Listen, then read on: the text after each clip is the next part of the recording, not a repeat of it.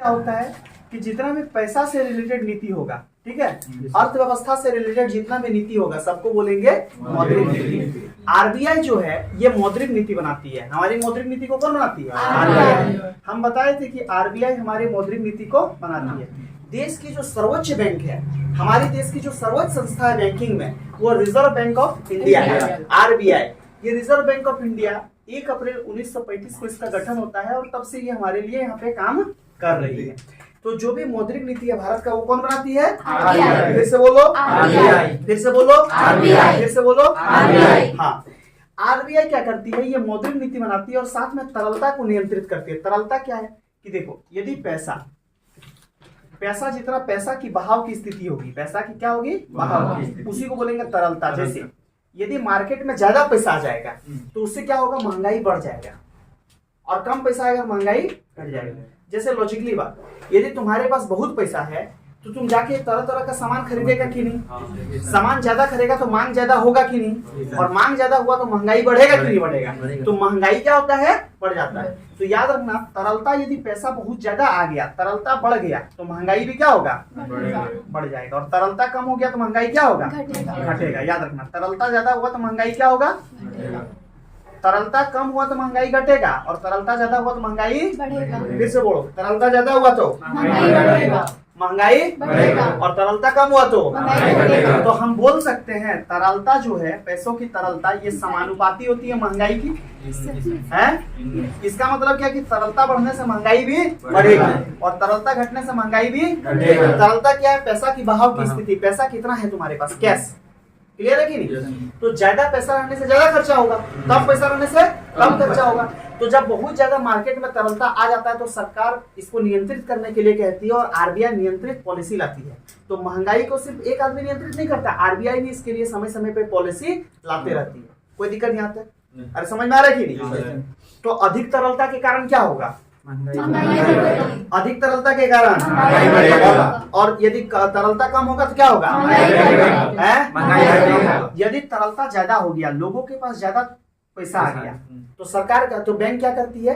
Bank बढ़ा देती है ब्याज दर। ब्याज दर क्या करेगी? बढ़ा देगी। ब्याज दर बढ़ा देगी। अब देखो, ब्याज दर क्यों बढ़ा देती है? ब्याज दर ज्यादा बढ़ा दी तो क्या होगा कि तुम पैसा ज्यादा बैंक में जमा करोगे, क्योंकि ज्यादा उससे इंटरेस्ट मिलेगा, तो तुम सोचेगा कि ज्यादा जमा कर देते हैं, तो तुम लोग ज्यादा जमा करोगे, और जब ज्यादा पैसा जमा होगा बैंक में तो ब्याज दर बढ़ने के कारण, जैसे बैंक ब्याज दर बढ़ा दिया तो लोग पैसा ज्यादा जमा किया तो लोगों के पास कम पैसा बचा कि नहीं बचा? दूसरा चीज कि ब्याज दर, लोन में भी यदि ब्याज दर ज्यादा ले रहा है तो क्या तुम लोन लोगे? अरे कम ब्याज दर रहेगा तभी तो लोन लोगे। तो जब उसको लोन देने का मन या ब्याज मतलब तरलता कम करने का मन होता है तो ब्याज दर क्या करती है? और तरलता बढ़ाने का मन होता है तो क्या करती है? ब्याज दर घटा देती है। तो ब्याज दर जैसे घटाया तो आदमी लोन लेने पहुंचता है, चलो सस्ता दर में लोन मिल रहा है, ठीक है, लोग पैसा फिर जमा भी क्यों करेगा? यदि ब्याज दर कम देगा तो तुम पैसा जमा करोगे नहीं। तो आरबीआई क्या करती है? ब्याज दर को बढ़ा के और घटा के महंगाई को नियंत्रित करती है। क्लियर है कि नहीं? सिंपल क्या बोलते हैं कि ब्याज दर जब बढ़ गया तो ब्याज दर जैसे बढ़ा तो तरलता क्या होगा? कम हो जाएगा, और तरलता कम हुआ तो महंगाई क्या होगा? कम हो जाएगा। ब्याज दर जैसे घटा तो तरलता क्या होगा? बढ़ जाएगा, और तरलता बढ़ने से महंगाई क्या होगा? बढ़ जाएगा। क्या यहाँ तक कॉन्सेप्ट क्लियर हो रहा है? अब ध्यान से समझना, आरबीआई सबसे, बैंकिंग में सबसे सर्वोच्च संस्था कौन है? आरबीआई। बैंकिंग में सर्वोच्च संस्था आरबीआई। आरबीआई के नीचे ही बाकी बैंक काम करता है। क्लियर है कि नहीं? अब देखो, हम लोग जो जनता होते हैं, क्या हम लोग जनता डायरेक्ट आरबीआई में खाता खोला सकता है? नहीं। हम लोग डायरेक्ट आरबीआई में खाता नहीं खोलाते हैं। हम लोग खाता कहाँ खोलाते हैं? Bank of India, state bank, Indian bank, UCO bank, और भी बहुत सारा बैंक है। हम लोग जहाँ खाता खोलाते हैं, तो हमसे पैसा कौन लिया? ये सब बैंक लिया कि नहीं? इसको बोलते हैं व्यापारिक बैंक। क्या बोलते हैं? व्यापारिक बैंक। तो हमसे पैसा लेती है व्यापारिक बैंक, और ये पैसा लेकर रखता है। लेकिन हर व्यापारिक बैंक का खाता कहाँ होता है? आरबीआई। कहाँ होता है? आरबीआई। अब ध्यान समझना, हो सकता है कभी किसी बैंक में ज्यादा डिमांड होने लगा, मान लो दिवाली आ गया, तुम पैसा रखा है तो एक बैंक में जाके ज्यादा पैसा निकालने लगे, सामान खरीदना है तुमको। तो जब बहुत सारा लोग, कभी शादी के समय, चाहे तुम्हारे जाके दिवाली के समय, दुर्गा पूजा टाइम पे, कोई भी बैंक में जाके बहुत ज्यादा पैसा निकालने लगेगा। क्या निकालने लगेगा? पैसा। अब मान लो suppose that bank of India में सब लोग गया और पैसा निकालने शुरू किया, बैंक ऑफ इंडिया से क्या निकालने शुरू किया? पैसा। अब बैंक ऑफ इंडिया में क्या हमेशा उतना पैसा रहता है? नहीं। क्यों करता है? वो हमसे पैसा लेती है और किसी और को लोन दे दी। और सपोज दैट, ध्यान समझना, हमसे पैसा लेकर किसी और दिया और हम पहुंच गए पैसा निकालने, तो क्या होगा, बैंक को पैसा देना पड़ेगा।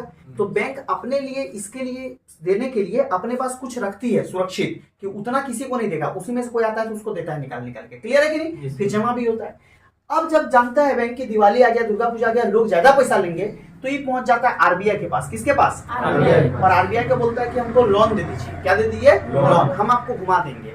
तो आरबीआई बोलता है ठीक है, हम तुमको लोन दे देंगे। तो आरबीआई जिस रेट पे देती है बैंकों को लोन, उसको बोलते हैं रेपो दर, रेपो रेट। समझ में आ रहा है कि नहीं? तो आरबीआई विभिन्न बैंकों को लोन जिस रूप में देती है, जिस दर में देती है, उसको क्या बोलते हैं? फिर से बोलो, फिर से बोलो, फिर से बोलो, फिर से बोलो, फिर से बोलो, फिर से बोलो, फिर से बोलो, फिर से बोलो। इसी तरह इन बैंकों को जो ऋण मिलता है वो रेपो रेट पे मिलता है, और आरबीआई जब इन बैंकों से लेगी, इन बैंकों से जब लेती है, तो इसको बोलते हैं रिवर्स रेपो रेट, मतलब उल्टा है ना, रिवर्स रेपो दर, रिवर्स रेपो दर या रेट। इसी को बोलते हैं रेपो रेट को आरआर, क्या बोलते हैं? और इसी को बोलते हैं reverse repo rate, reverse repo rate. तो ट्रिपल आर हो गया। क्लियर है कि नहीं? तो जब आरबीआई लोन लेगी या आरबीआई जब पैसा लेगी तो कौन दर में देगी? Reverse repo rate. और आरबीआई जब देगी तो कौन सा रेट लेगी? Repo rate. क्लियर है कि नहीं? आरबीआई बैंक को देगा तो रेपो रेट और लेगा तो रिवर्स रेपो रेट। क्लियर हुआ? आरबीआई देगा तो रेपो रेट और लेगा तो रिवर्स रेपो रेट। आरबीआई देगा तो रेपो रेट, लेगा तो रिवर्स रेपो रेट, देगा तो रेपो रेट, लेगा तो रिवर्स रेपो रेट। आरबीआई जब लोगों को देती है लोन, नहीं देगी। लोगों को लोन देगी क्या? आरबीआई किसको देगी? बैंक को। बैंक देता है हम लोग। क्लियर है कि नहीं? तो बैंक भी हमसे लेगा कुछ। तो बैंक जब हमको पैसा देगा, ध्यान समझना, बैंक यदि हमको लोन दिया तो बैंक में भी अलग अलग तरह का ग्राहक होता है, अच्छा ग्राहक, खराब ग्राहक, जिसको हम लोग सिविल बोलते हैं कि नहीं, कि तुम्हारा सिविल कैसा है। सिविल ठीक नहीं रहेगा तो तुमको मिलेगा लोन जल्दी से नहीं। देखना, कुछ ऐसे भी लोग होते हैं जिनका सिविल खराब होगा तो बैंक बोल देता है कि नहीं, हम इसका गाड़ी फाइनेंस नहीं करेंगे। लोग ये कहते हैं डाउन पेमेंट का गाड़ी फाइनेंस करा लेता है, और सही से पैसा जब नहीं देगा, या मोबाइल करा लिया, सही से पैसा नहीं दिया, फाइनेंस करा लेना तो आसान है, जब पैसा नहीं दिया तो तुम्हारा सिविल खराब हो जाएगा, जो आगे चल के तुमको लोन लेने में क्या होगा? कुछ आदमी रहता है, ले लिया, अब वो प्रत्येक महीना अपना अपना पैसा एकदम सॉलिड डाल देगा, 3 तारीख है वो 1 तारीख प्रत्येक महीना दे दे रहा है पैसा, और जैसे जैसे तो उसका सिविल बेहतर होगा, और सिविल बेहतर होने से बैंक उसको तुरंत लोन देने के लिए अप्रोच हो जाएगी, बड़ा बड़ा लोन भी उसको मिल सकता है। बोले यहाँ तक समझ में आ रहा है कि नहीं? तो बैंक के लिए 2 दर होता है, जैसे तुम जैसे नॉर्मल जाओगे और मतलब उतना अच्छा से नहीं है तो बैंक 2 दर से लोन देती है। एक दर होता है पीएलआर रेट। क्या होता है? पीएलआर। फिर से बोलो, पीएलआर। फिर से बोलो, पीएलआर।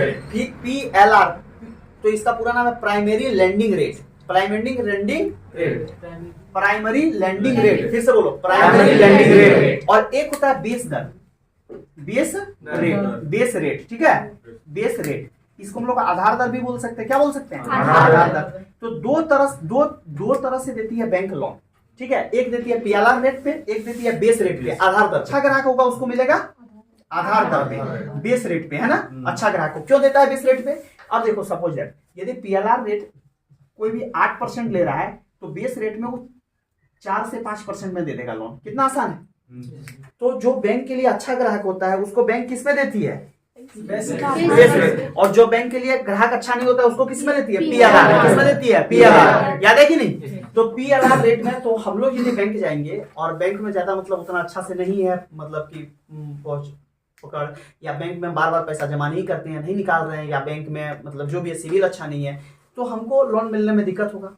लेकिन यदि देगी भी तो हमको कौन सा रेट में देगा? पीएलआर। और जबकि बैंक का जो पसंदीदा ग्राहक है उसको किस रेट पे मिलेगा? Base rate. क्लियर है कि नहीं? तो बैंक का यदि तुम अपना सिविल वगैरह अच्छा से बना के रखोगे और बैंक का जो पसंदीदा ग्राहक बन जाओगे तो तुमको कौन सा रेट मिलेगा? Base rate. फिर से बोलो, बेस रेट। क्या तक समझ में आया?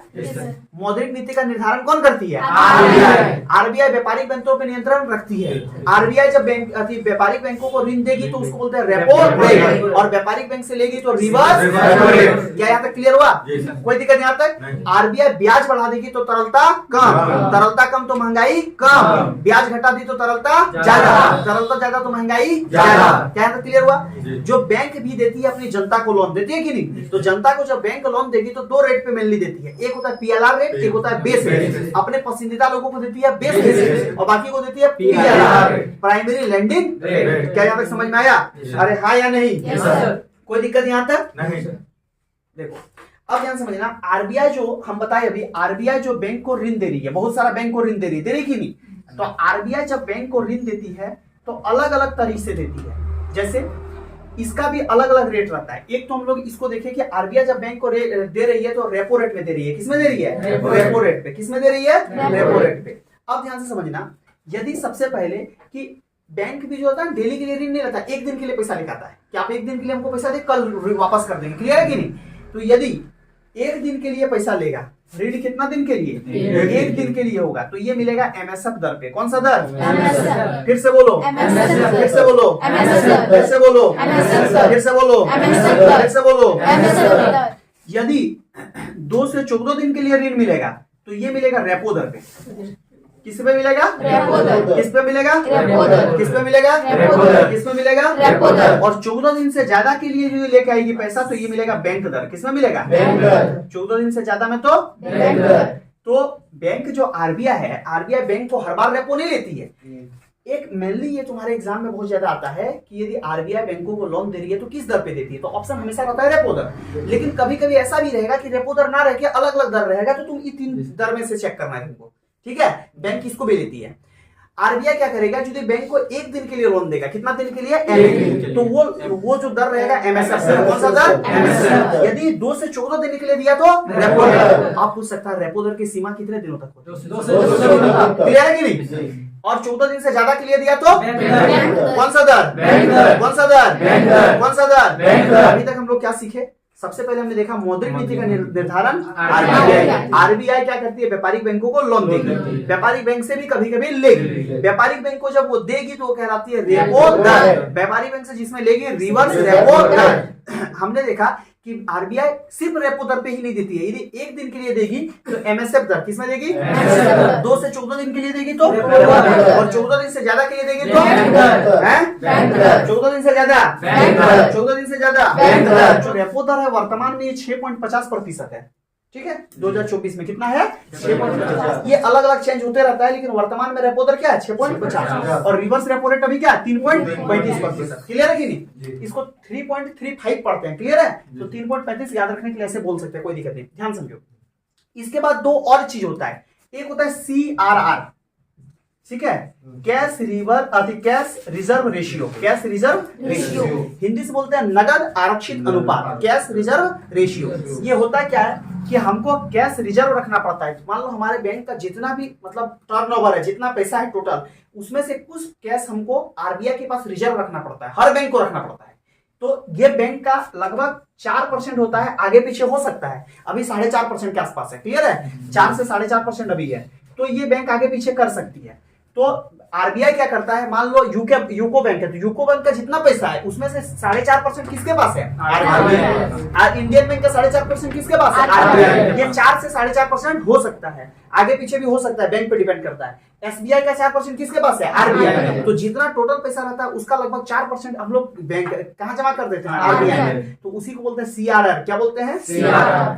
इसका मतलब होता है नगद आरक्षित अनुपात, या इसे बोलते हैं कैश रिजर्व रेशियो। ये 4% से लेकर के 4.5%। इसके बाद एक होता है SLR। क्या होता है? SLR। फिर से बोलो, फिर से बोलो, फिर से बोलो। इसका मतलब होता है स्टेचुअरी। क्या होता है? स्टेचुअरी। फिर से बोलो, statutory liquidity rate. Statutory liquidity rate मतलब इसका मतलब होता है वैधानिक तरलता अनुपात। ये क्या होता है कि जितना पैसा बैंक के पास टोटल आया उसमें से कुछ पैसा उसके पास हमेशा रखना होगा, क्योंकि मान लो कोई आ गया बैंक से पैसा निकालना है और यदि हम उसको पैसा नहीं दे पा रहे हैं तो इसका मतलब बैंक लेस कर गया कि नहीं, बैंक बर्बाद हो गया कि नहीं। तो ये बैंक में हमेशा रखना पड़ता है। तो टोटल पैसा का 18% पैसा हमेशा बैंक में होगा। कितना पैसा? 18%। मतलब यदि 100 रुपया है बैंक के पास तो 18 रुपया भी अपने पास रखेगा, हमेशा रखेगा कैश में। ठीक है? क्यों रखेगा? क्योंकि वो निकालने आ गया, कुछ करने आ गया। और लगभग 4 से 4.5 रुपया किसके पास होगा? आरबीआई के पास। 22 रुपया के आसपास, 23 रुपया मान लो। उसके अलावा जो है वो किसी को लोन दे सकता है, किसी को कुछ भी मतलब ये दे सकता है। क्लियर है बात? और समझ में आ रहा है? तो एक रेट बताए CRR रेट। CRR रेट क्या है? 4% वो अपना बैंक, मतलब यदि बैंक आरबीआई के पास जो पैसा रखता है जमा आरक्षित रखता है उसी को बोलते हैं CRR। क्या बोलते हैं? CRR। और SLR क्या है? जो अपने पास रखता है पैसा उसको क्या बोलते हैं? SLR। अब यहीं पे तुमको पूछेगा पीएलआर क्या है, तो पीएलआर क्या है, ये एक रेट है, प्राइमरी लेंडिंग रेट, जिसके तहत जनता को क्या करता है, लोन देता है। बेस दर क्या है, पसंदीदा लोगों को बैंक जिसमें लोन देती है। रेपो दर क्या है, सर वो जो आरबीआई आरबीआई व्यापारी को देती है। रिवर्स रेपो दर क्या है, क्लियर है बात। अभी तक हमने क्या देखा, सबसे पहले देखा रेपो दर। रेपो दर में बैंक देगा लोन व्यापारिक बैंक को, रिवर्स रेपो रेट में लेगा, क्लियर है बात। इसके बाद देखे कि यदि बैंक जनता को पैसा देगा तो एक देगा पीएलआर रेट में और एक देगा बेस रेट में, क्लियर है कि नहीं। बैंक यदि आरबीआई के पास जाके पैसा रख रहा है तो ये रख रहा है सीआरआर में, किसमें रख रहा है, सीआरआर, मतलब ये रखना ही पड़ेगा, ऑप्शन नहीं है। और एक होता है एसएलआर, क्या होता है, एसएलआर। एसएलआर के तहत वो अपने पास जो पैसा रखेगा, यदि बैंक आरबीआई से एक दिन के लिए उधार लेता है, कितना दिन के लिए, एक दिन, तो उसको एमएसएफ दर पे मिलेगा। यदि बैंक आरबीआई से 2 से 14 दिन के लिए लेता है तो रेपो दर, और 14 दिन से ज्यादा लेता है तो क्या यहाँ तक याद हुआ। चलो बात की रेपो दर, रिवर्स रेपो दर, फिर हमने बात किया पीएलआर बेस रेट, फिर हमने बात किया एमएसएफ रेपो दर बैंक दर, फिर हमने बात किया सीआरआर और एसएलआर। तो ये मौद्रिक नीति में ये बहुत ज्यादा इंपॉर्टेंट होता है। एक होता है समानांतर अर्थव्यवस्था। सोचो कुछ ऐसा पैसा होता है जो बैंक के पास नहीं जाता है, जैसे मान लो कोई यदि ब्लैक मनी किसी के पास है तो क्या वो बैंक के पास जाएगा, लेकिन दुकान में खर्चा होगा कि नहीं होगा। जैसे मान लो कोई मतलब क्रिमिनल कोई क्राइम करके पैसा कमाया तो क्या वो पैसा बैंक के पास जाता है, नहीं। तो उसको बोलते हैं समानांतर अर्थव्यवस्था। मतलब भारत में एक अर्थव्यवस्था जो बैंक की तरफ से चल रही है और एक होता है समानांतर अर्थव्यवस्था, क्लियर है कि नहीं। तो जो पैसा बाहर चलता है, ये बहुत आदमी बोलेगा नहीं मोबाइल पेमेंट नहीं लेंगे, कैश में लो, किसमें दो, कैश में। तो बाहरी अर्थव्यवस्था चला रहा है, समानांतर अर्थव्यवस्था चला रहा है, क्लियर है कि नहीं। तो कैसा अर्थव्यवस्था हो गया, समानांतर। मतलब कैश बाजार जो काला धन या क्रिमिनल का धन जिसमें इंक्लूड रहता है, या एक्स्ट्रा धन भी हो सकता है जो सिर्फ कैश में चल रहा है, जिसका कोई हिसाब किताब नहीं है, तो कैसा हो जाएगा, समानांतर अर्थव्यवस्था। कैसा हो जाएगा, फिर से बोलो, समानांतर अर्थव्यवस्था। देखो अब ध्यान से समझना, यदि मुद्रास्फीति महंगाई बढ़ गया तो कई तरह से बढ़ सकता है। जैसे मान लो बहुत ज्यादा महंगाई हो गया, बहुत ज्यादा महंगाई बढ़ गया तो उसको बोलते हैं अति मुद्रास्फीति। बहुत ज्यादा हो गया, एकदम धीरे धीरे बढ़ रहा है तो उसको बोलते हैं रेंगती हुई मुद्रास्फीति। और थोड़ा स्पीड चल रहा है तो चलती हुई मुद्रास्फीति, और थोड़ा स्पीड चल रहा है तो दौड़ती हुई मुद्रास्फीति, क्लियर कि नहीं। तो महंगाई भी कई तरह से होता है। जैसे देखना, थोड़ा थोड़ा महंगाई बढ़ा तो रेंगती मुद्रास्फीति, उससे ज्यादा बढ़ गया तो चलती मुद्रास्फीति, उससे ज्यादा बढ़ गया तो दौड़ती मुद्रास्फीति, और ज्यादा महंगाई सबसे ज्यादा बढ़ गया तो अति मुद्रास्फीति। खतरनाक है कि नहीं है। मुद्रास्फीति को कंट्रोल करने का काम कौन करती है, आरबीआई, ठीक है। केंद्र सरकार भी इसमें सहयोग करती है। और आरबीआई इसमें क्या करेगी, मुद्रास्फीति को कैसे कंट्रोल करेगी। मुद्रास्फीति मतलब महंगाई होता है, तो महंगाई को कंट्रोल करने के लिए आरबीआई तरलता को कंट्रोल करने खोजती है। किसका, तरलता। तो एक ऐसे भी तरीका हो सकता है। कोई दिक्कत यहाँ तक, अरे हाँ या नहीं। देखो कभी कभी मंदी और मुद्रास्फीति साथ साथ में आता है। मान लो पैसा भी नहीं है और महंगाई भी बढ़ गया, ठीक है, तो वो सबसे खराब सिचुएशन होता है। मान लो पैसा भी नहीं और महंगाई भी बढ़ गया तो सबसे खराब सिचुएशन होता है कि जब पैसा नहीं है तो महंगाई घटना चाहिए, लेकिन पैसा भी नहीं है और महंगाई भी बढ़ गया तो सबसे खराब सिचुएशन होता है। उसको बोलते हैं स्टैगफ्लेशन। क्या बोलते हैं, स्टैगफ्लेशन। ये एक ऐसा सिचुएशन है, बहुत ही खराब सिचुएशन है। मतलब यहाँ पे क्या होगा कि मंदी और मुद्रास्फीति दोनों साथ साथ चलेगी, क्लियर है कि नहीं, कि पैसा भी नहीं है और महंगाई भी क्या हो गया, बढ़ गया। तो इसको हम लोग क्या बोलेंगे, स्टैगफ्लेशन। बहुत ही खराब सिचुएशन होता है, क्लियर है। कोई दिक्कत यहाँ तक, समझ में आ रहा है। नोट छापता है तो नोट कोई भी नहीं छाप सकता है, क्लियर है कि नहीं। तो नोट छापने के भी नियम है। क्या है, नियम। पहली बात तो नोट छापता कौन है, आरबीआई। कौन छापता है, आरबीआई। लेकिन आरबीआई अपने मन से जो मन सो नहीं छाप सकता है। ये भी याद रखना, पता चले कि आरबीआई बहुत ज्यादा नोट छाप दिया, वो भी खराब चीज है। तो आरबीआई का नोट छापने का जो नियम है ये दो तरह से है, क्लियर है। ये दोनों नियम को समझना, अभी तुरंत याद हो जाएगा। सबसे पहले हमारे पास यहाँ नोट छापने का अधिकार किसको है, फिर से बोलो, फिर से बोलो, फिर से बोलो, फिर से बोलो। देखो इसका मतलब है आरबीआई आरक्षित, पहले जो नोट छापने का नियम था ये था आरक्षित कोष प्रणाली। क्या था, आरक्षित कोष प्रणाली। ये नियम पहले था। इसके तहत 400 करोड़ रुपया रहता था। कितना रहता था, 400 करोड़। मतलब आरबीआई इस 400 करोड़ को छाप सकते, क्लियर है कि नहीं। देखो डायरेक्ट 2000 बंद नहीं किया गया, पहले देखना धीरे धीरे 2000 पैसा ले लिया गया था और धीरे धीरे 2000 मार्केट में कम होते गया तब बंद किया गया। नहीं तो डायरेक्ट बंद करने से हमारा अर्थव्यवस्था धराशायी हो जाएगा। जैसे 500 और 1000 रुपया डायरेक्ट बंद हो गया था, कितना लोगों का बेरोजगार हो गया था, हुआ था कि नहीं, कितना लोग बर्बाद हो गए। क्यों, क्योंकि जब अचानक से बंद हुआ ना तो धराशायी हो गया अर्थव्यवस्था। तुम देखना उस समय 500 रुपया भी तुम्हारे पास पॉकेट में होगा, बाजार जाता होगा तो खाने को नहीं मिलता होगा, लोग खुचरा जिसके पास है उसी का काम चलता होगा। क्लियर है कि नहीं? तो नोट छापने का है, ये है न्यूनतम कोष प्रणाली। क्या है? न्यूनतम कोष प्रणाली। हाँ, न्यूनतम कोष प्रणाली के नियम से वर्तमान में नोट छपता है। पहले किसमें था? आरक्षित कोष प्रणाली। और अभी किसमें छप रहा है? न्यूनतम कोष प्रणाली। पहले अभी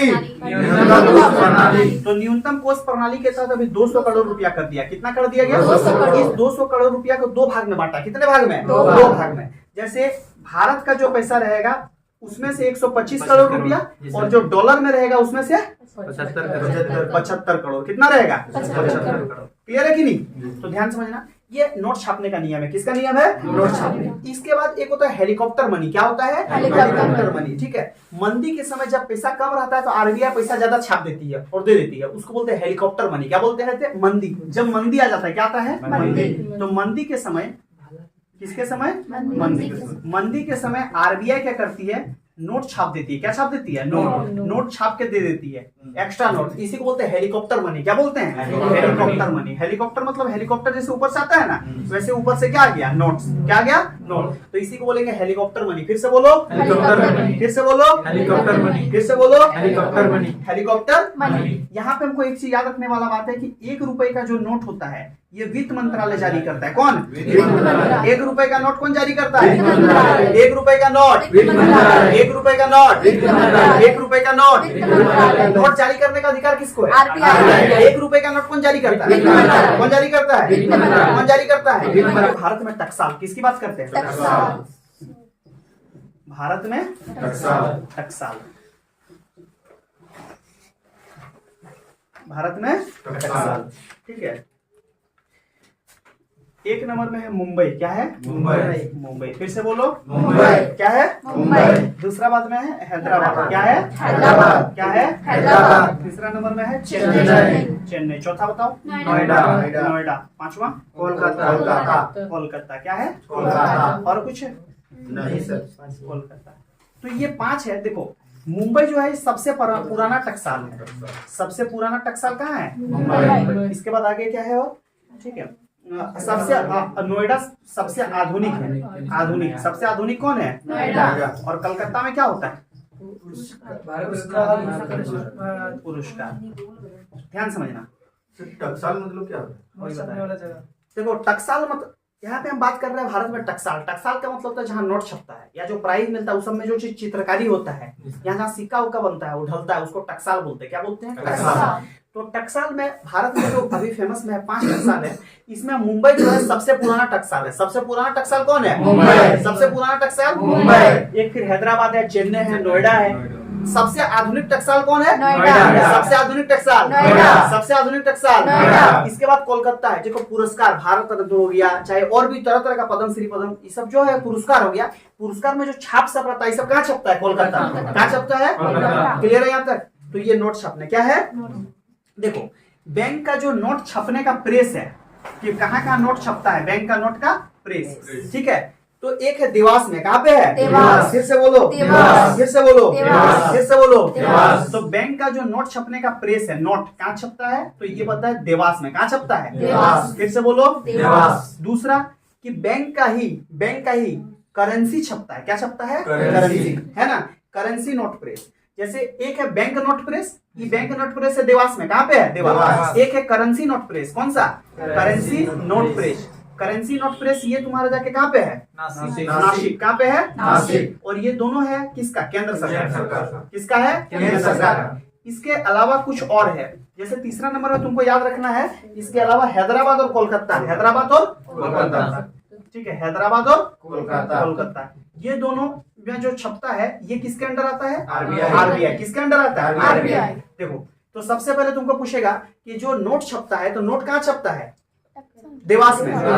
बैंक नोट प्रेस है ये कहाँ है? Dewas. Bank note press Dewas. और bank currency note press Nashik. और जो केंद्र सरकार का है, उसी तरह हैदराबाद और कोलकाता किसके अंदर है? आरबीआई। किसके अंदर है? आरबीआई। नोट छपने वाला जो कागज मिलता है ये नेपा नगर में मिलता है। एक नोट छपने वाला, अच्छा, अखबार छपने वाला, हाँ, नोट छपने का जो कागज है, नोट छपने का कागज। ये मिलता है तुमको होशंगाबाद। कहाँ मिलता है? होशंगाबाद। देखना तुम नोटवा छूना, नोटवा में दूसरा तरह का कागज स्टोर है। और इसी तरह अखबारी कागज जो अखबार छपता है ये तुमको मिलता है नेपाल नगर। कहाँ मिलता है? अखबार छपने वाला कागज कहाँ मिलता है? नेपाल नगर। ये वाला क्वेश्चन बीपीएससी में आया था कि अखबारी कागज कहाँ मिलता है, तो नेपाल नगर। कहाँ मिलता है? नेपाल नगर। फिर से बोलो, नेपाल नगर। फिर से बोलो, नेपाल नगर। फिर से बोलो, नेपाल नगर। फिर से बोलो, नेपाल नगर। यहाँ तक समझ में आया? तो सबसे पहले भारत में टकसाल एक मुंबई हो गया, मुंबई सबसे पुराना टकसाल है। हैदराबाद हो गया, चेन्नई हो गया कि नहीं हो गया? कोलकाता, नोएडा हो गया, सबसे आधुनिक कोलकाता हो गया। अच्छा, जो बैंक नोट प्रेस है ये देवास में भी है, देवास में नोट छपता है। करेंसी नोट प्रेस है ये कहाँ पे है? नासिक में है। दोनों केंद्र सरकार का है। हैदराबाद और कोलकाता आरबीआई का है। नोट छपने का कागज मिलता है होशंगाबाद। कहाँ मिलता है? अखबारी कागज कहाँ मिलता है? नेपाल।